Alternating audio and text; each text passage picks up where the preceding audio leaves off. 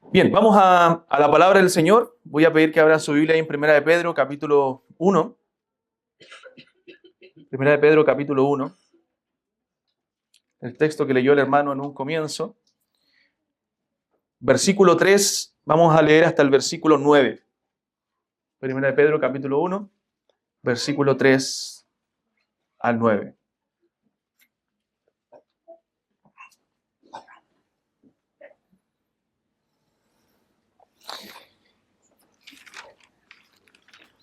Vamos a leer y luego orar al Señor pidiendo su bendición. Dice el verso 3, bendito el Dios y Padre de nuestro Señor Jesucristo, que según su grande misericordia nos hizo renacer para una esperanza viva por la resurrección de Jesucristo de los muertos, para una herencia incorruptible, incontaminada e inmarcesible reservada en los cielos, para vosotros que sois guardados por el poder de Dios mediante la fe, para alcanzar la salvación que está preparada para ser manifestada en el tiempo postrero, en lo cual vosotros os alegráis, aunque ahora por un poco de tiempo, si es necesario, tengáis que ser afligidos en diversas pruebas, para que sometida a prueba vuestra fe, mucho más preciosa que el oro, el cual, aunque perecedero se prueba con fuego, sea hallada en alabanza, gloria y honra cuando sea manifestado Jesucristo, a quien amáis sin haberle visto, en quien creyendo, aunque ahora no lo veáis, os alegráis con gozo inefable y glorioso, obteniendo el fin de vuestra fe, que es la salvación de vuestras almas. Vamos a orar al Señor. Padre, te alabamos y damos gracias por tu inmensa bondad, tu misericordia. Señor, somos privilegiados, Padre, como creyentes al abrir tu palabra y poder recibir, Señor, a través de tu Espíritu Santo, la enseñanza que tú tienes que darnos, Señor, nos das para nuestra santificación, Padre Celestial. Confiamos, Señor, en el poder de tu palabra. Confiamos en que tu palabra es poderosa para transformarnos, para edificarnos, Señor, para moldearnos a la imagen de nuestro Señor Jesucristo. Es el medio, Padre, que tú has dejado para conocerte más, para admirar más tu grandeza, para conocer, Señor, la esperanza viva que tenemos en Cristo. Señor, para alentar nuestros corazones en el glorioso y bendito Evangelio. Señor, gracias por tu palabra, porque es santa, porque perfecta, porque convierte el alma, porque alumbra los ojos, porque alegra el corazón, porque hace sabio al sencillo. Gracias, Señor, por ese poder, Señor, que tiene y que abre nuestro entendimiento y nuestro corazón. Obra, Señor, hoy día con tu palabra, que tu Espíritu Santo nos enseñe, nos dirija, y que pueda ser un tiempo, Señor, esta tarde, de gozarnos junto a mis hermanos, Señor, en las promesas que tú nos das a través de ella, en el consuelo que podemos recibir a través de tu palabra, Señor. Gracias, porque nos alienta, Señor, aún en medio de las debilidades nuestras, en medio de nuestros pecados, Señor, tú nos corriges. En medio del desánimo, Señor, tú nos das consuelo y aliento. En medio del sufrimiento, Padre, también tú nos ayudas y nos alientas.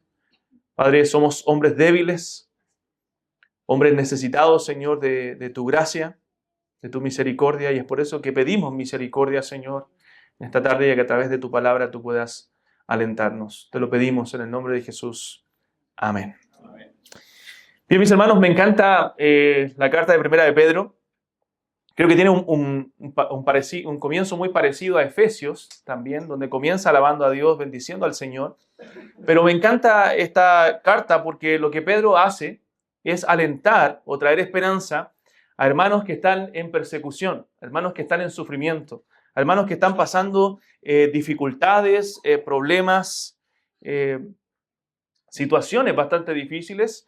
Es muy parecido el contexto al de Santiago también, donde Santiago escribe a creyentes judíos que habían sido dispersados producto de la persecución.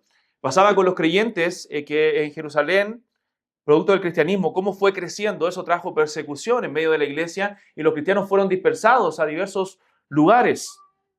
Entonces, en medio de esa persecución, ellos tuvieron que dejar sus casas, tuvieron que dejar sus familias, tuvieron que dejar la comodidad, y pongámonos en los zapatos de ellos, para poder sobrevivir. Y tuvieron que buscar trabajos. Vemos en el libro de Santiago que incluso fueron oprimidos en sus trabajos, que estas personas, las cuales trabajaban en el capítulo 5, vemos que no les pagaban sus salarios. Entonces el Señor o Santiago, el Señor a través de Santiago, pronuncia ayes sobre aquellas personas que oprimían a los creyentes.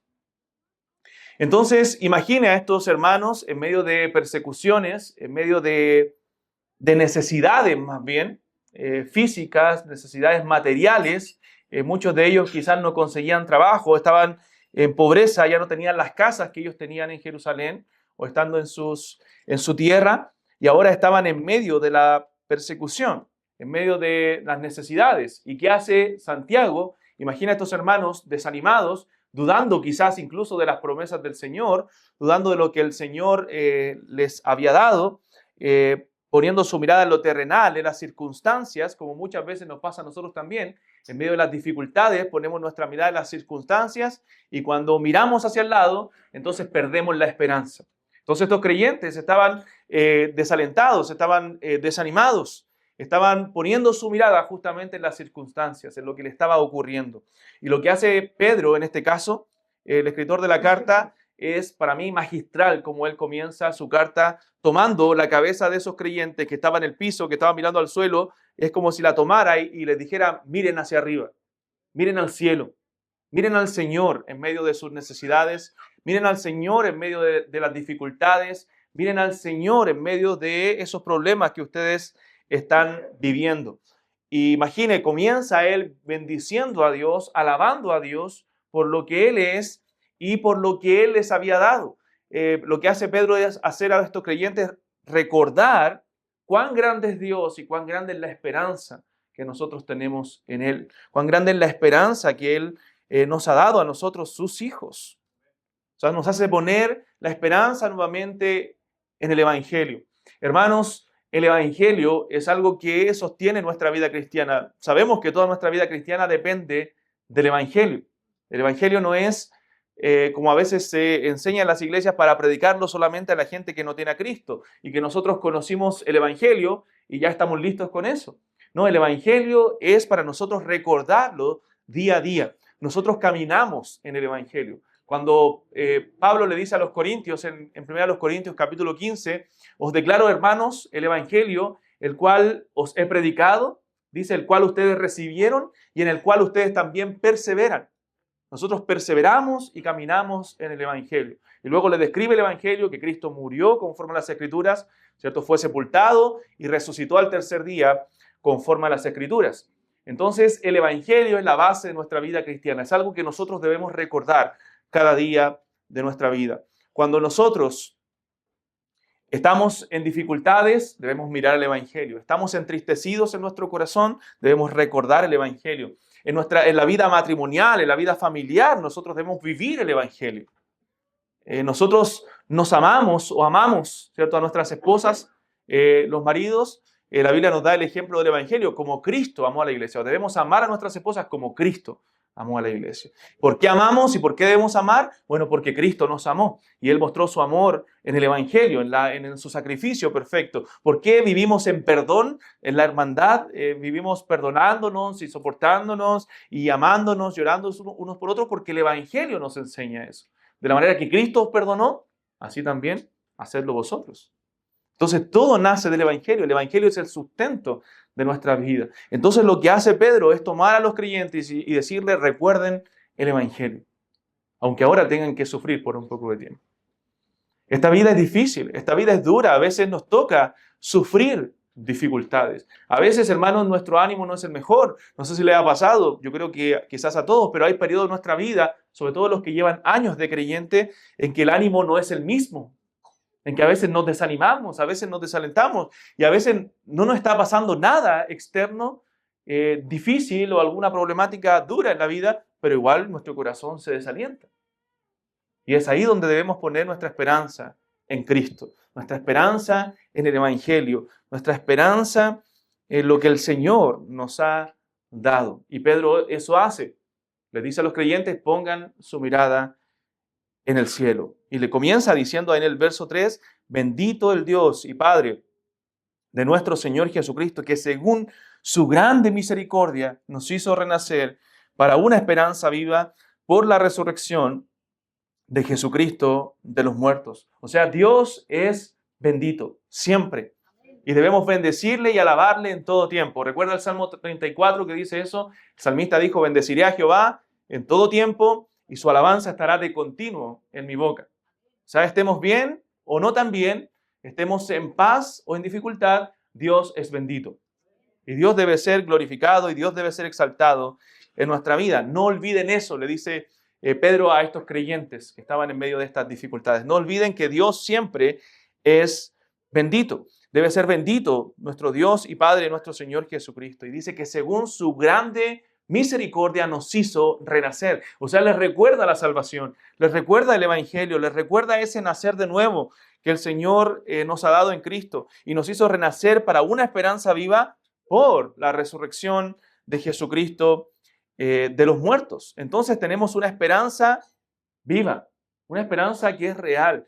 Y como dijo un pastor por ahí, nosotros debemos vivir el presente, vivir nuestra vida a la luz de esa esperanza, a la luz de la eternidad, a la luz de que un día estaremos delante de la presencia del Señor. Nosotros a veces olvidamos eso, hermanos. Olvidamos que nuestra vida no está aquí. Olvidamos que somos extranjeros y peregrinos.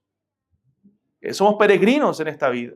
Y que un día todo esto terminará y que un día todo esto acabará. Y si bien el Señor nos enseña a vivir esta vida con alegría, con gozo, Él nos da todas las cosas para que las disfrutemos, pero siempre entendiendo que Él está enfrente de nuestra vida, que Él nos está mirando, que vivimos delante de su presencia y recordando que esta vida es corta, que esta vida un día terminará, un día se acabará. Y debemos, durante esta vida, construir o hacer tesoros en los cielos. Eso dijo el Señor en el Sermón del Monte, no os hagáis tesoros en la tierra, donde la polilla y el orín corrompen, sino haceos tesoros en los cielos, donde ni la polilla ni el orín corrompen. Y luego al final dice, porque donde está vuestro tesoro, ahí estará también vuestro corazón. Entonces, cómo vivimos esta vida y cómo enfrentamos las dificultades de esta vida, hermanos, nos muestra dónde está nuestro corazón. ¿Dónde está puesto nuestro corazón y dónde está puesta nuestra esperanza? A veces nuestra esperanza está puesta en estas cosas terrenales. Y es ahí donde evidenciamos, ¿cierto?, nuestra falta de fe, nuestra incredulidad. Y es por eso que a veces las circunstancias de esta vida nos derrumban.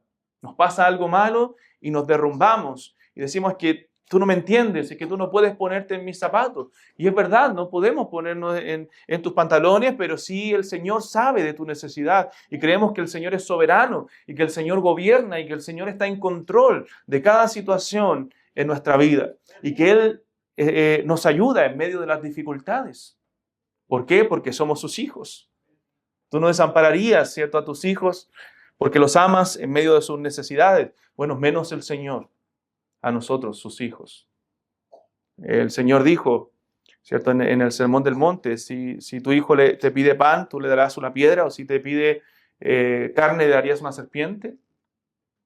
Bueno, y luego dice, y si vosotros siendo malos sabéis dar buenas dádivas, ¿cuánto más vuestro Padre que está en los cielos dará buenas cosas a los que le piden? Entonces el Señor cuida de sus hijos. Y eso se llama, la forma en que el Señor cuida de sus hijos se llama la divina providencia. Cómo el Señor lleva a cabo sus propósitos y cuida de manera especial a sus hijos. Nos cuida a nosotros. Entonces, en medio de las dificultades, en medio de los problemas de esta vida, debemos poner nuestra esperanza en el Señor. Recordar esa esperanza viva que tenemos en Él. ¿Recuerdan ahí en 1 Timoteo capítulo 4, cuando el apóstol Pablo dice que Dios, hablando del Padre, es nuestro Salvador, o es el Salvador de todos los hombres? Pero dice algo especial en los creyentes, mayormente de los que creen. Es el Salvador de todos, pero mayormente de los que creen. Y la palabra Salvador, ahí no está hablando de la salvación del alma, como en otros contextos se refiere, está hablando de Dios el Padre y no de Cristo. Está diciendo que el Padre es el preservador o el cuidador, el guardador, de cierta forma, de todos los hombres, porque Él derrama su gracia común sobre todos los hombres, hace llover sobre buenos y malos, sobre justos e injustos, dice la Biblia, pero hay un cuidado especial, una preservación especial y una salvación especial sobre los que creen, sobre sus hijos. Entonces el Señor cuida de nosotros.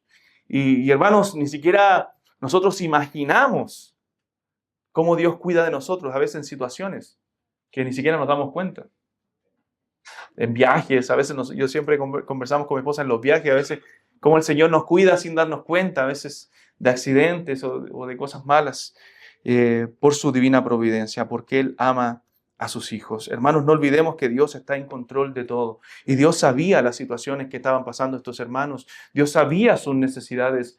Y el apóstol Pedro, como el pastor de ellos, escribe esta carta para consolar sus corazones. Y les recuerda aquella esperanza viva, aquella herencia que está guardada en los cielos por la resurrección de Cristo de entre los muertos, por el Evangelio. Cristo murió y resucitó por nosotros. Y nosotros en la salvación nos identificamos con su muerte y resurrección. Morimos con Él en el momento que hemos creído por la fe y resucitamos con Él. Cuando tú te bautizaste también eso reflejó, eso simboliza, ¿cierto?, el bautismo. Nuestra muerte con Cristo, nuestra salvación y nuestra resurrección a una vida nueva. Entonces, Pedro en el verso 4 le dice que esa esperanza viva tiene que ver con una herencia. Dice, para una herencia incorruptible, incontaminada e inmarcesible, reservada en los cielos para vosotros que sois guardados por el poder de Dios mediante la fe para alcanzar la salvación que está preparada para ser manifestada en el tiempo postrero. O sea, hay una herencia, hermanos, que ya está reservada en los cielos. Imagínense, le dice que hay una herencia a estos hermanos que habían perdido sus casas, a estos hermanos que habían perdido sus hogares, que ya no tenían sus trabajos, que ya no tenían sus posesiones. Hermanos, pongan su esperanza en lo que el Señor nos ha dado, en lo eterno. Y es lo que nosotros debemos hacer en medio de las dificultades, hermanos, poner nuestra esperanza en el Señor. Recordar que Dios es soberano y que en este mundo somos peregrinos. Este mundo perecerá y que un día las tristezas se acabarán, un día los problemas se acabarán y estaremos para siempre con el Señor gozando de Él para siempre. Entonces, una herencia incorruptible, una herencia que no se corrompe, una herencia que no se destruye, que no se echa a perder, una herencia que está reservada en los cielos para vosotros. Hay personas que lamentablemente a veces por situaciones de la vida, ¿cierto?, están en su hogar tranquilamente y ocurre algo, no sé, en algunos lugares un terremoto, alguna catástrofe, algún incendio y se destruye absolutamente todo y pierden, ¿cierto?, el lugar donde ellos viven. Pero esta herencia, dice el apóstol Pedro, es incorruptible. Esta herencia es incontaminada, está libre de manchas, de impureza moral y es inmarcesible. Esta herencia no se marchita, como una flor que no pierde su belleza. Esa es la herencia que el Señor nos ha dado y nos ha prometido en el Evangelio. Y en Cristo tenemos esa esperanza. ¿Recuerdan Juan 14? En esa conversación de Jesús con sus discípulos y donde Jesús dice que no se turbe vuestro corazón. ¿Eso quiere el Señor? Que nuestro corazón no se turbe, que nuestro corazón esté tranquilo en Él, que hallemos reposo en Él. Creéis en Dios, le dice, creed también en mí. Le dice que en la casa de mi Padre muchas moradas hay, si así no fuera yo lo hubiera dicho. Voy pues a preparar lugar para vosotros. Y luego Tomás, uno de sus discípulos, le dice, Maestro, no sabemos a dónde vas y no sabemos el camino. Y Jesús le dice, yo soy el camino, la verdad y la vida. Y nadie viene al Padre sino por mí. Cristo nos ha dado esa esperanza de una herencia, hermanos, incorruptible, incontaminada, inmarcesible, reservada en los cielos para vosotros. Es por eso que en el Salmo 51, David, recuerden que ora para que el Señor le vuelva el gozo de su salvación. A veces nosotros perdemos ese gozo de lo que el Señor nos ha dado, el gozo de la salvación, el gozo de las cosas eternas. Y comenzamos a poner nuestra mirada en las cosas terrenales y, hermanos, se nota cuando nuestro gozo depende de cómo nos está yendo. Depende de si nos está yendo bien o nos está yendo mal. Podríamos pedirle al apóstol Pablo que nos enseñe, ¿cierto?, cómo contentarnos en medio de las dificultades. En Filipenses 4, recuerdan, dice, he aprendido a contentarme cualquiera sea mi situación. Sea tener abundancia, como padecer necesidad, para todo estoy enseñado. Hermanos, yo siempre digo que hay un par de virtudes, de todas las virtudes que deben desarrollarse en el cristiano, que son difíciles de formar para nosotros. Una de ellas, creo yo, quizás las tres más difíciles, o quizás en mi vida, es paciencia, ¿cierto? Somos impacientes. Es dominio propio, somos a veces impulsivos y no dominamos nuestras pasiones, somos imprudentes. Y una de las muy difíciles de formar, y esa quizás hay muchos de acuerdo y hay libros acerca de eso, que es el contentamiento. Nunca estamos satisfechos con lo que el Señor nos da. Siempre queremos más. O siempre nos falta algo para estar contentos.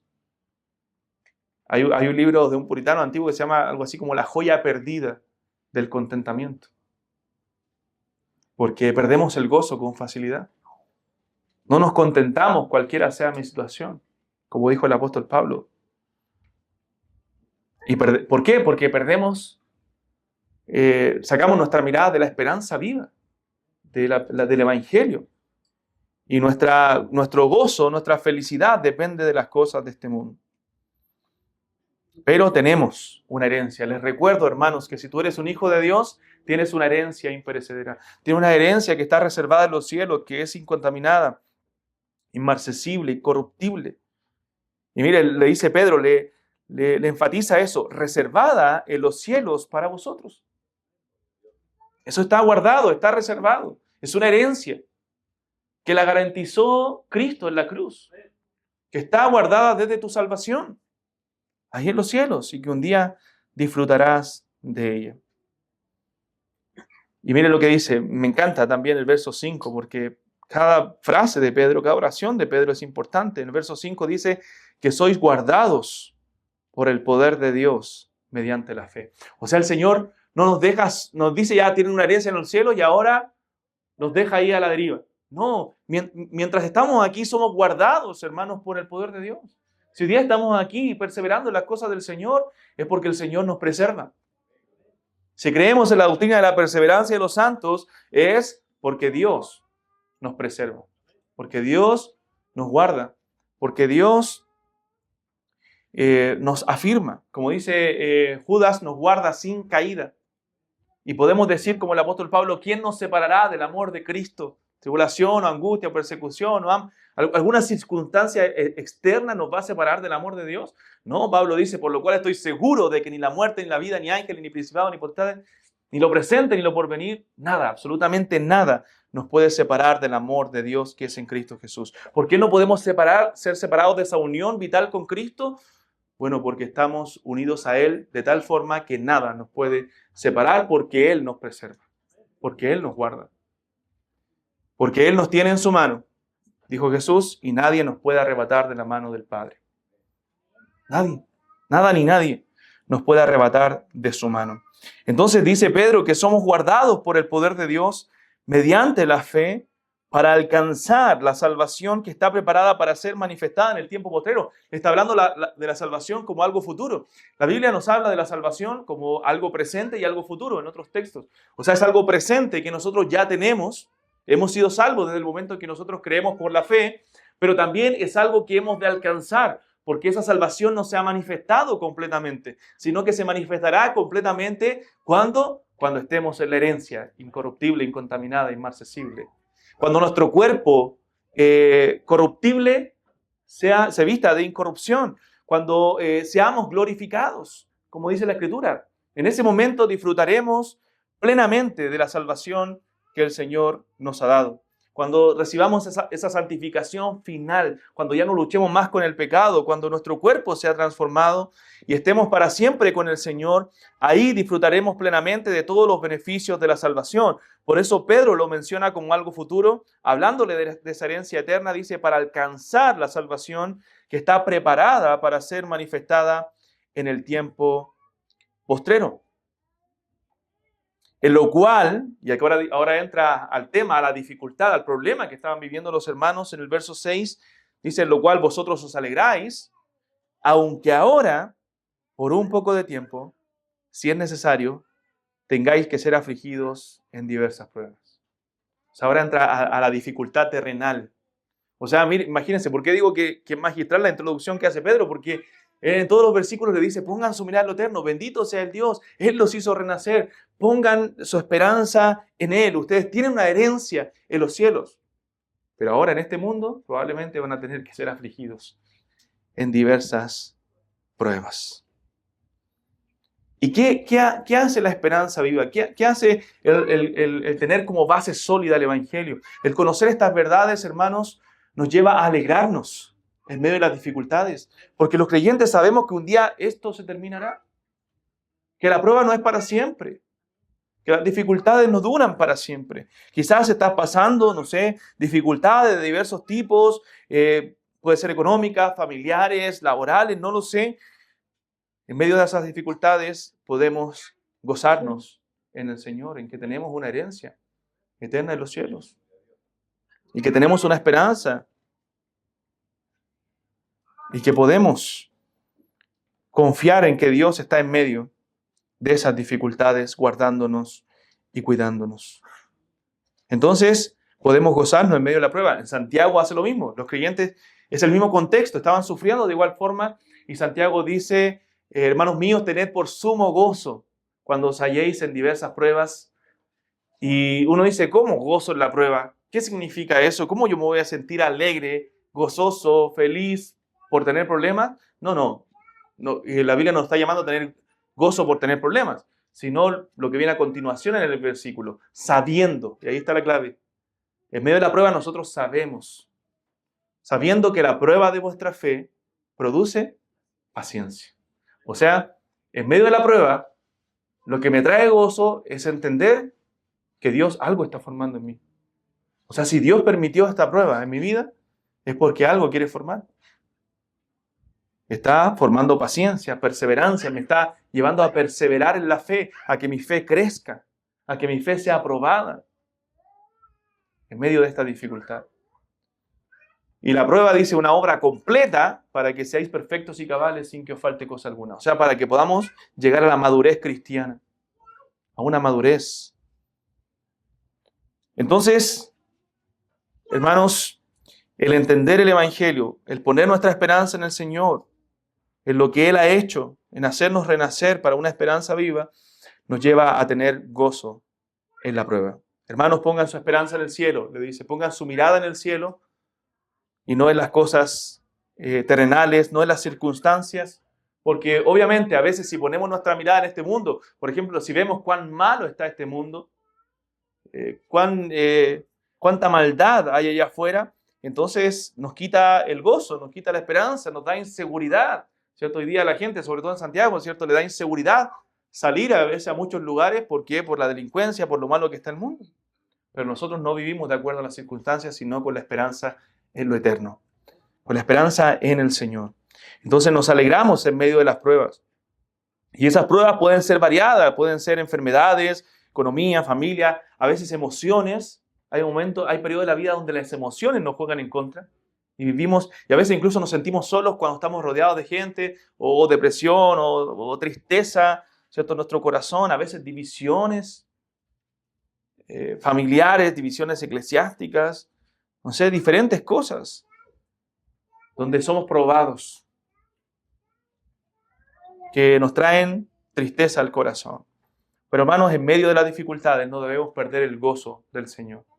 Yo siempre le digo a los hermanos y a veces me digo a mi propio corazón, en medio de estas dificultades que estás viviendo, no dejes que nada te quite el gozo de Cristo.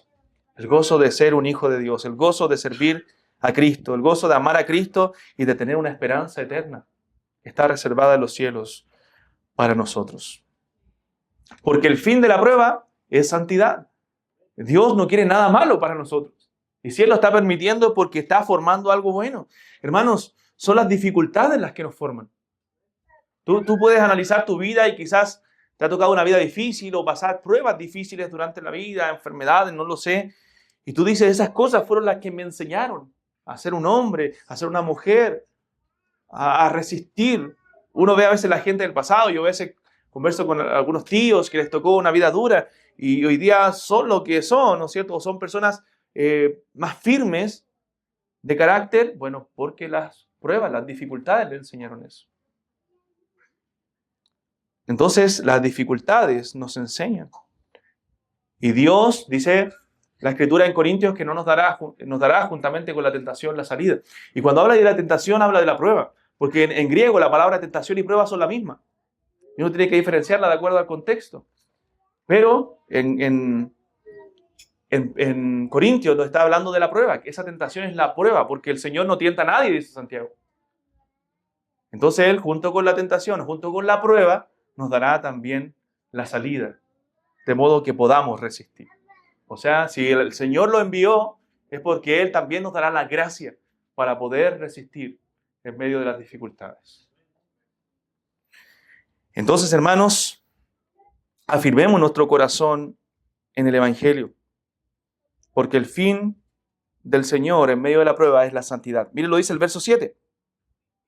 Dice, para que sometida a prueba vuestra fe, mucho más preciosa que el oro, el cual, aunque perecedero se prueba con fuego, sea hallada en alabanza, gloria y honra cuando sea manifestado Jesucristo. O sea, la fe necesita, así como el metal, ser sometida al fuego, a la prueba. ¿Para qué? Para que sea purificada, para que nosotros seamos más santos, para que nosotros seamos más como el Señor Jesucristo. Entonces, hermanos, en medio de las dificultades, pongamos la mirada en el Señor y preguntémonos, Señor, ¿qué quieres de mí? ¿Qué debo santificar en mi vida? ¿Que el Señor está permitiendo esto? ¿Qué es lo que debo moldear más a la imagen de Cristo en medio de esta prueba? Y no dejemos que nuestro corazón se desaliente, no dejemos de sentir el gozo del Señor, sino que confiemos en la soberanía del Señor en medio de las dificultades. Y es fácil decirlo, yo siempre me digo, es fácil predicarlo, pero vivirlo en medio de dificultades duras como las que estaban viviendo estos hermanos. Es fácil ponerse a reclamar al Señor. Es fácil mirar al cielo y decir, Señor, ¿por qué permitiste esto en mi vida? ¿Por qué perdí mi casa? ¿Por qué no puedo estar con mi familia? ¿Por qué no puedo estar en mi nación? Bueno, estos hermanos estaban viviendo esas diversas pruebas. Pero Pedro le enseña acerca de la teología del sufrimiento. Les enseña que el sufrimiento tiene un propósito en la vida del creyente. Y no es que Dios quiere hacernos sufrir simplemente, sino que Dios quiere formarnos. Quiere formarnos. Y en medio de ese sufrimiento debemos bendecir a Dios. Y hermano, eso está en toda la Biblia. Yo no sé, el Salmo 34, como les decía, el Lamentaciones 3, donde Jeremías dice ahí, ¿acaso de Dios recibiremos el bien y el mal? ¿No lo recibiremos? ¿De la boca del Altísimo nos sale lo malo y lo bueno? Yo Jehová, dice Isaías 46, que creo la paz y creo la adversidad. Está en manos del Señor. Todas las cosas, hermanos, están en manos del Señor. Aún las adversidades de nuestra vida están en su mano, están bajo su control y tiene el propósito Dios de santificarnos. Las pruebas no pueden destruir nuestra fe. Las pruebas deben refinar nuestra fe, deben aumentar nuestra fe, deben purificar nuestra fe. Pero no pueden destruirla, porque si la destruyen, entonces la fe no era real. ¿Recuerdan lo que dice la parábola del sembrador? Eso lo enseña la parábola del sembrador. Ahí hay una semilla que cayó, no recuerdo si es en pedregales o entre espinos, donde viene la prueba, la adversidad, ¿recuerdan? Y la hace morir. No eran creyentes. Era una fe superficial. La fe verdadera se refina con la prueba. Se purifica.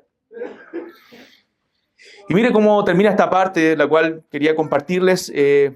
Pedro, que es muy, muy hermosa. Bueno, dice, para que sometida a prueba vuestra fe, el 7, mucho más preciosa que el oro, el cual aunque perecedero se prueba con fuego, se halla en alabanza, gloria y honra cuando sea manifestado Jesucristo. Y dice ahora en el verso 8, y me encanta esto, a quien amáis sin haberle visto, en quien creyendo, aunque ahora no lo veáis, os alegráis con gozo inefable y glorioso. Y Pedro le dice, bueno, cuando sea manifestado Jesucristo, ahí terminando la idea en el verso anterior, pero ¿a quién aman? A Jesucristo, ¿a quienes ustedes aman sin haberle visto? Pedro está valorando la fe y el amor de estos hermanos. Está valorando cómo ellos amaban al Señor a pesar de las adversidades y a pesar de que ellos no habían conocido al Señor, porque Pedro sí le había visto. Pedro había estado con él. Pero ustedes le aman, y eso es valorable, dice Pedro, ustedes le aman sin haberle visto. Pedro, habiéndole visto, le incluso negó al Señor, pero él le amaba porque él vio su resurrección como los demás apóstoles. En la resurrección de Cristo afirmó la fe, y de esos 500 testigos que vieron a Jesús, los cuales estuvieron después dispuestos a dar sus vidas por ese evangelio tan precioso, el cual ellos vieron. Lo que hemos visto, dijo Juan, esto testificamos, lo que han visto nuestros ojos. En Juan capítulo 1, Juan dice, vimos su gloria, gloria como del unigénito del Padre. Nosotros estuvimos ahí, vimos sus milagros. Pero Pedro le dice a estos hermanos, ustedes le aman sin haberle visto. Aunque no le han visto, ustedes lo aman. Porque ustedes creyeron en Él, en quien creyendo, aunque ahora no lo veáis, os alegráis con gozo inefable y glorioso. Y es la misma fe que el Señor nos ha dado a nosotros. Le amamos sin haberle visto. Anhelamos verle. Anhelamos un día contemplar su gloria. Anhelamos un día estar con Él y disfrutar de Él para siempre. Y que se acaben todas las luchas, ¿cierto? Con nosotros mismos, con el pecado, a veces que luchamos a diario. Con todas las dificultades de esta vida anhelamos estar con el Señor. La iglesia debe anhelar estar con el Señor. La iglesia, como dice Apocalipsis, debe decir, sí, ven, Señor Jesús. Anhelamos estar con Él. Pero ahora, mientras no le hemos visto, le amamos. Y Pedro valora eso, que estos hermanos amaban a Cristo, en quien habían creído. Aunque ahora no lo veáis, os alegráis con gozo inefable y glorioso. O sea, a pesar de no haberle visto, ustedes se alegran en Él porque le aman. Y el verso 9 dice, obteniendo el fin de vuestra fe, que es la salvación de vuestras almas. O sea, el fin, el resultado de esa fe verdadera, de esa fe que hemos depositado en Cristo, es la salvación de nuestras almas. O sea, hemos sido rescatados, hermanos, de nuestra vana manera de vivir. Hemos sido trasladados, como dice Colosenses, de la potestad de las tinieblas al reino de su amado Hijo. Y hermanos, nos faltaría vida para nosotros agradecer todo lo que el Señor nos ha dado en la salvación. Solo en la salvación. Nos ha dado muchas otras cosas más en este mundo. Nos preserva, nos guarda con su poder. Pero debemos tener un corazón agradecido por este glorioso evangelio. ¿Vamos a pasar? ¿El Señor nos asegura que no vamos a pasar dificultades? No. Eso no es una promesa bíblica.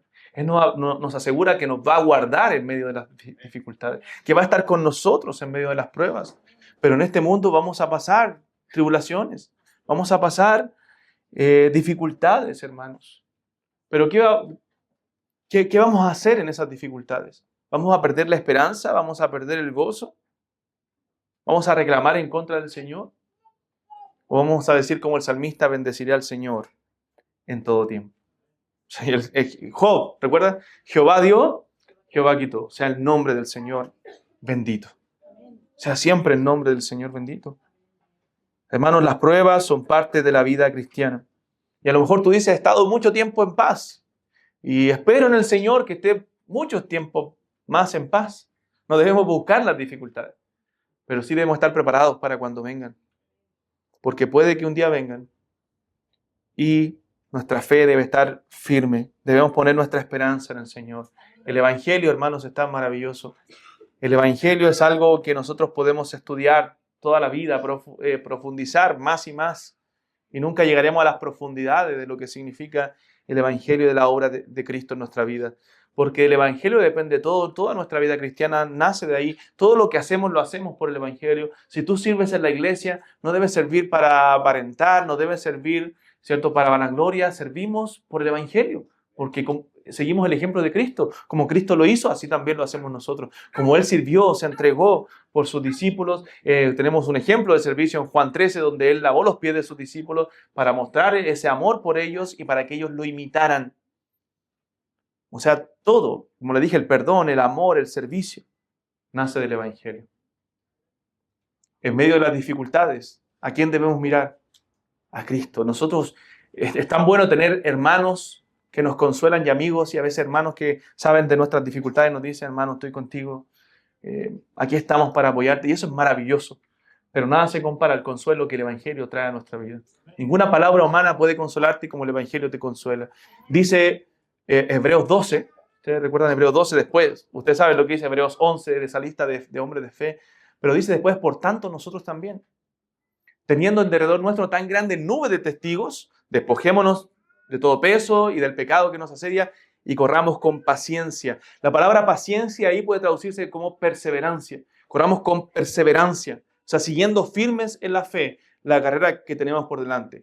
La pregunta del texto es ¿cómo? El verso siguiente nos responde, puesto los ojos en Jesús. ¿Cierto? Así debemos correr, puesto los ojos en Jesús, el autor y consumador de nuestra fe. Luego dice, el cual por el gozo puesto delante de él, sufrió la cruz. O sea, él miró lo que él iba a alcanzar con esa salvación. O sea, su pueblo, su iglesia, los que él iba a salvar, el gozo puesto delante de él, sufrió la cruz. Y la palabra sufrir ahí quiere decir soportó la cruz. Y se sentó, menospreciando lo propio, dice, se sentó a la diestra del trono de Dios. Él se sentó a la diestra del trono de Dios.